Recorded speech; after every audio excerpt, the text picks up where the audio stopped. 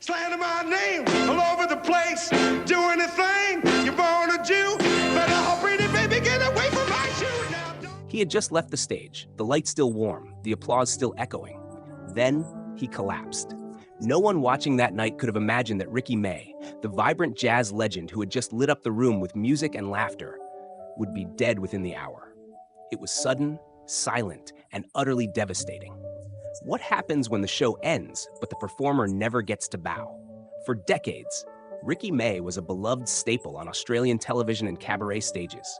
His voice, soulful, playful, commanding, could swing from silky jazz to dazzling scat with ease.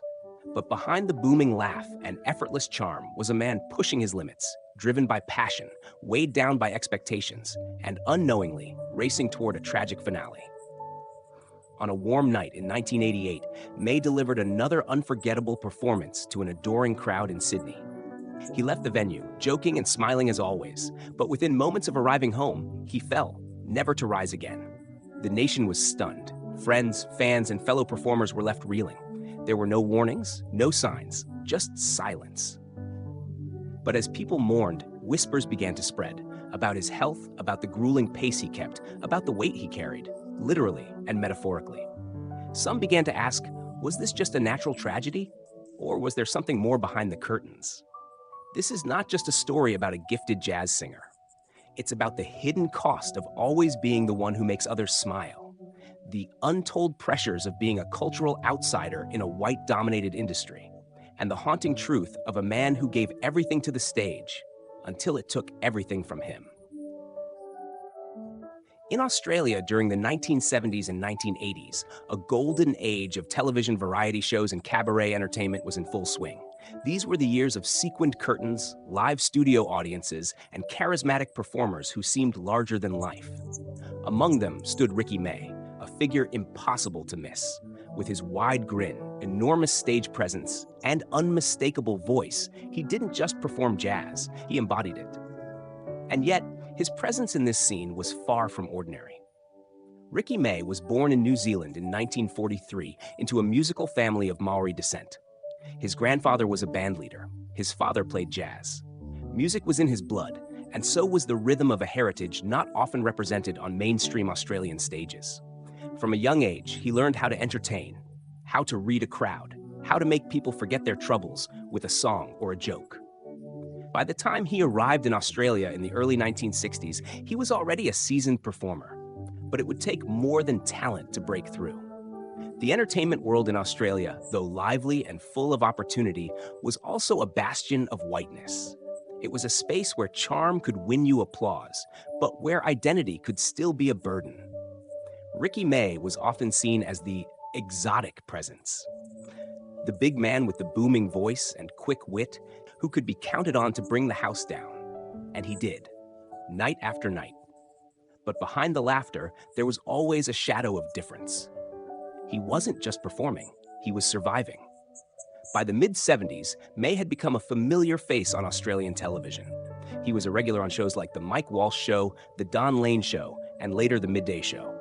His ability to blend humor with virtuosity made him a crowd favorite.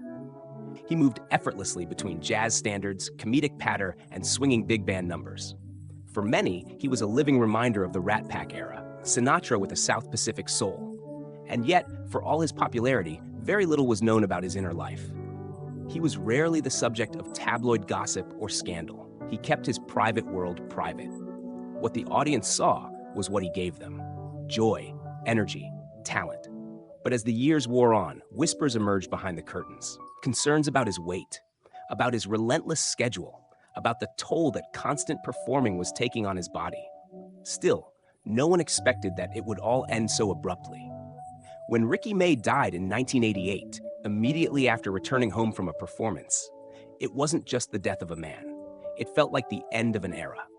A performer who had defined a generation of live entertainment, who had sung through decades of change, was suddenly gone. The man who had spent a lifetime entertaining others left without warning, without farewell. But what really happened behind the curtain? Was his death simply an act of fate, or a tragic consequence of a life spent giving everything to the spotlight? Ricky May's journey to the spotlight didn't begin in Sydney's glittering cabaret halls, but in the small town of Onehunga, New Zealand. Born into a family of musicians in 1943, Ricky was a performer from the moment he could walk. His grandfather was a well-known band leader, and young Ricky was often by his side, absorbing rhythms and melodies before he even understood what they meant.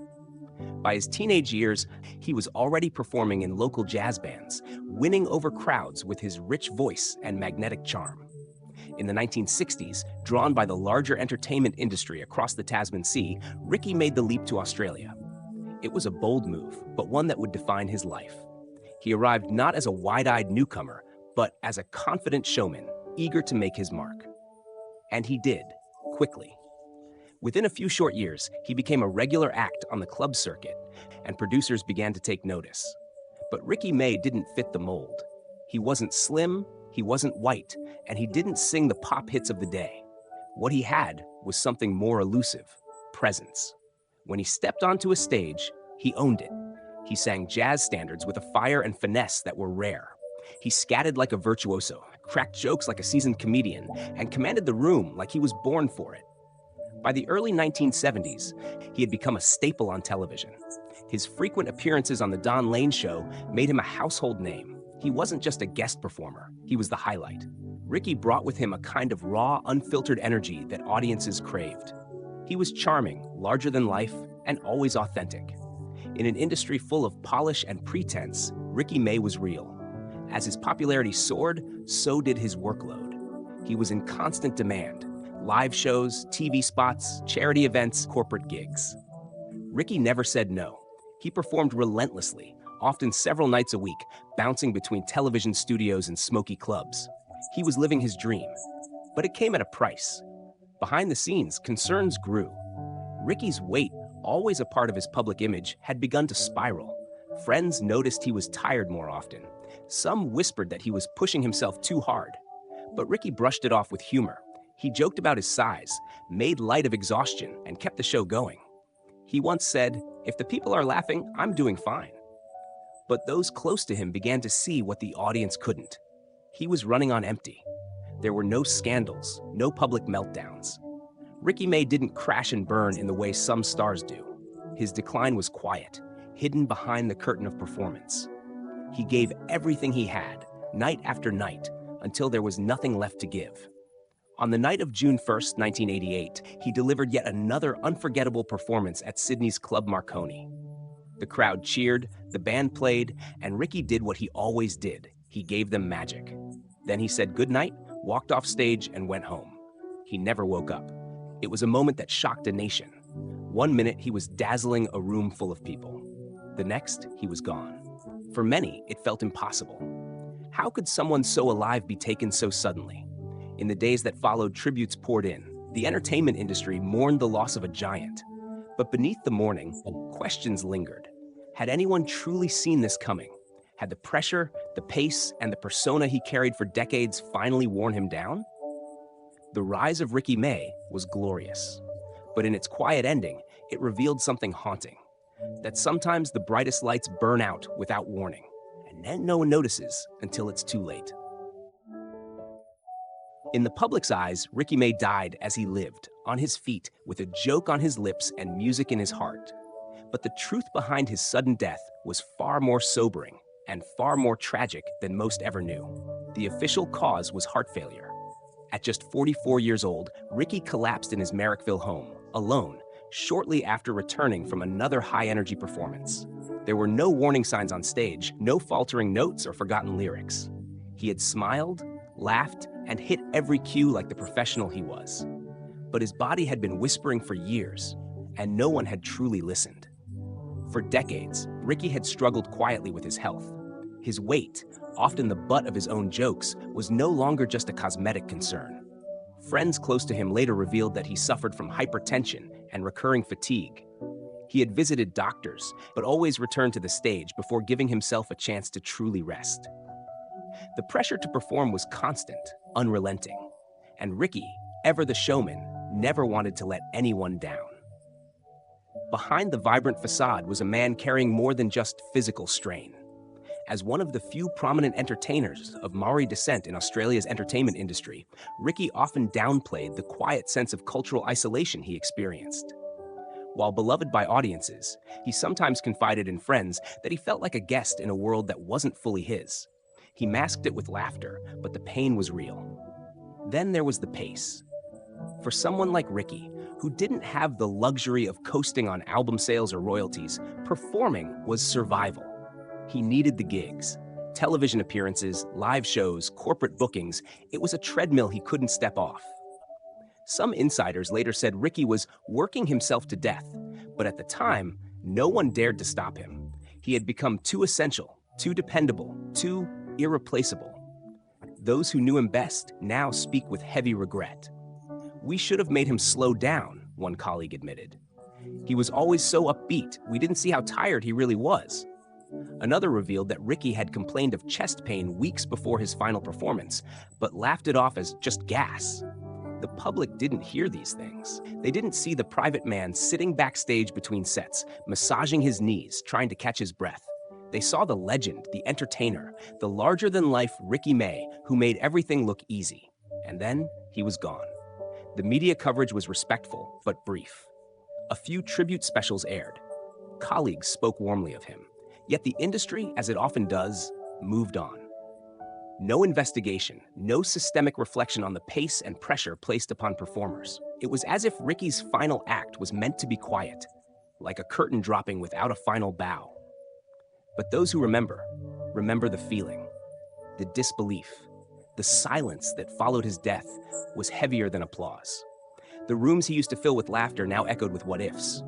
What if he had taken a break? What if someone had intervened? What if he had known how much more he had left to give? If only he'd given some back to himself. The dark truth about Ricky May's death isn't just about a heart that stopped beating. It's about a life that burned too brightly for too long. A performer who lived to make others happy, but couldn't afford to stop even when his body begged him to. In the end, he did what he always did. He gave the audience everything. And then, he disappeared into the silence. There's a particular kind of performer who becomes more than just an entertainer. They become a fixture in people's lives. Ricky May was one of those rare souls. For Australians growing up in the 70s and 80s, his voice was the sound of Saturday night television. His smile was the warm glow before the credits rolled. And his presence, a mix of humor, humility, and musical brilliance, left an imprint that time hasn't erased. At Aussie Uncovered, we believe Ricky May's story deserves to be told in full, no longer just as the cheerful jazzman with a booming voice, but as the complex, layered individual he truly was. His legacy is not just found in the songs he sang or the shows he lit up, but in the quiet truths behind the performances. Truths that speak to what it means to give your all until there's nothing left. It's easy to admire Ricky May for his talent. He was a world-class vocalist, an electrifying scat singer, and a master showman. But what moves us even more is what lay beneath that talent, the resilience of a Maori-born artist navigating a predominantly white entertainment scene in Australia, the emotional labor of always being the funny one, the entertainer, even when he was exhausted, the cost of being endlessly available for audiences, producers, and networks. There's no scandal to exploit here, no drugs, no affairs, no meltdown. And perhaps that's what makes Ricky's story even more haunting. His tragedy wasn't sensational, it was systemic. It was the slow erosion of self under the constant glow of the spotlight, a death not from recklessness, but from overgiving. We can't help but feel that the industry failed him. That applause became a kind of prison, keeping him performing long after his body had cried for pause. In the entertainment world, taking a break is often seen as weakness. But what Ricky needed was rest, recognition, and someone to remind him that he didn't always have to be on. Ricky May's death was quiet, but his life was loud, and yet his name isn't always spoken with the reverence it deserves. He should be mentioned alongside the greats, because he was one of them, a jazz singer of global caliber, a performer with boundless generosity, a man who carried so much on his shoulders and still found room to make others smile. To those who remember him, Ricky May isn't just a memory, he's a feeling. The laughter in the middle of a song, the moment a note hits just right, the joy of someone who lived for the stage. But what do you think? Do you remember Ricky May? Did you ever see him perform? Do you think the industry has changed, or are there still artists today smiling on the outside and breaking inside? We'd love to hear your thoughts, because some voices like Ricky's shouldn't be forgotten, and some stories like his are still echoing. They say the show must go on, but sometimes the soul behind the show simply can't. Ricky May never had the chance to say goodbye. There was no farewell concert, no final message, just one last song, one last laugh, and then quiet. For a man who lived to fill rooms with sound, his exit was heartbreakingly silent. And maybe that's what lingers most, the feeling that we didn't know it was his last night, that no one did. But perhaps that's the way Ricky would have wanted it.